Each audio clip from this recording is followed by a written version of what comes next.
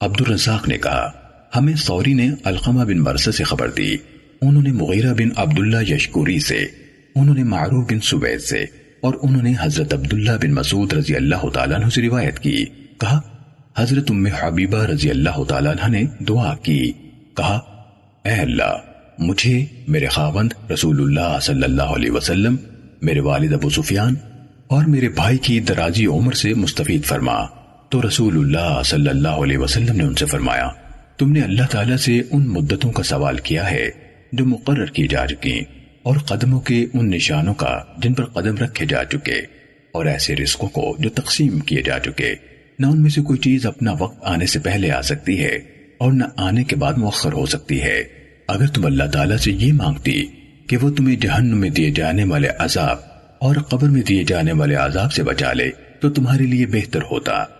عبداللہ بن مسعود رضی اللہ تعالیٰ عنہ نے کہا ایک آدمی نے پوچھا اللہ کے رسول، یہ بندر اور خنزیر کیا انہی میں سے ہیں جو مسخ ہو کر بنے تھے؟ تو نبی صلی اللہ علیہ وسلم نے فرمایا اللہ تعالیٰ نے کسی قوم کو ہلاک نہیں کیا، یا فرمایا کسی قوم کو عذاب نہیں دیا کہ پھر ان لوگوں کی نسل بنائے، یعنی ان کے بچے پیدا کر کے انہیں آگے چلائے، اور بلا شبہ بندر اور خنزیر پہلے بھی موجود تھے، یعنی آگے انہی کی نسلیں چلی ہیں۔